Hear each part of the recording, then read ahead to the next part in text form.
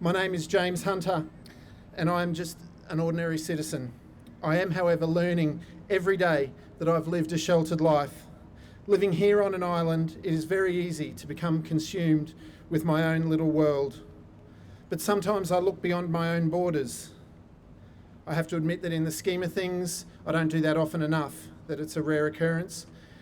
In fact, even today after I speak here, I'm going to leave and I'm going to go and sit somewhere cosy and safe because I'm attending an extended family reunion where we will laugh and talk and forget about our troubles for a while. But there are families in the world who can't do this, and we're here to draw we're here to draw attention for one of those today. Sorry. Earlier this year, I became familiar with the Bodnariu name for the first time. It started out simple enough. Somebody asked if they could talk to me about something, and I said yes, and we sat down. This friend related to me a brief version of their story, but she said that this is by no means an isolated case. She said, "There's a man named Stephen Bennett on Facebook. You should add him as a friend." So I did. She said, "There are YouTube videos of speeches that you should watch." So I did that too. And so I came to know the word Barnevernet. Thoughts ran through my head like, Norway is a developed country. This couldn't happen there. The world looks to Scandinavian countries for best practice in so many areas of our lives. Surely this horror story couldn't possibly be happening there in this day and age.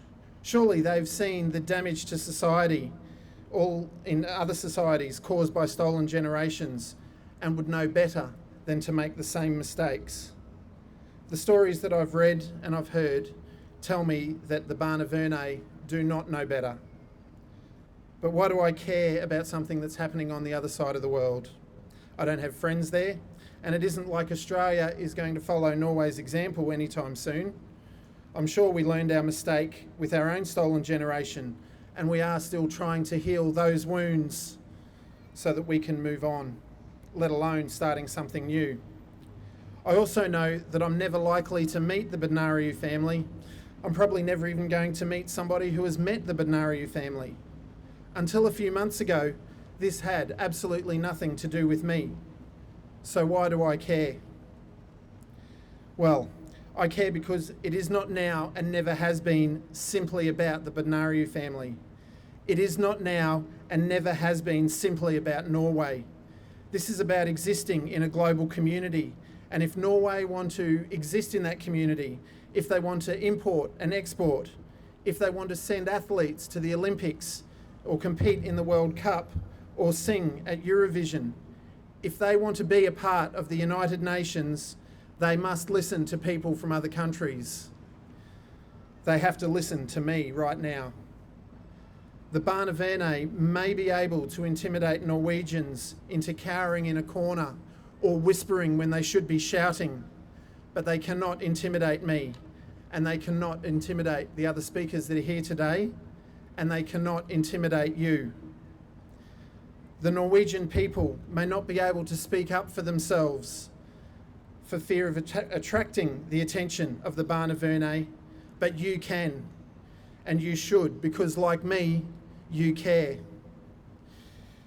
You may not have heard about him, but there's an author named George Orwell who wrote cautionary tales about the future where draconian control of society was exerted by the party, especially where the party was the government or some form of mysterious or secretive agency. It is aptly described like this: the party uses propaganda, surveillance, manipulation of the past, typically by including the unperson. They use misinformation and denial of the truth. The unperson that I spoke about is where the past existence is removed from public memory. Does any of that sound familiar to you? It is basically what we saw in movies and in other books, but The Hunger Games is a particular example. Is it too much of a stretch to replace the party with Barnevernet and to replace unperson with unparent? Maybe I should read it again. The Barnevernet uses propaganda, surveillance, misinformation, denial of the truth, manipulation of the past, typically by including the unparent, where the unparent is a person whose parenthood has been removed from public memory. It does not sound like a stretch to me. To me, Barnevernet is a giant step towards a dystopian society that Orwell warned us about. Big brother Barnevernet is watching you right now if you are a parent in Norway. That scares me. But here is my point. Norway, Barnevernet, is this what you want? Does the end justify your means? Do you want to rule in a dystopian futuristic society of Orwellian proportions? If you do, fine, we will stop you. But if you don't, you should stop yourself. Submit to independent oversight. Defer to supporting families as your first response and use forced removal and adoption only as an absolute last resort. Stop the fear-mongering. And there is one more thing, and this is a deal breaker. Give back the children. Thank you.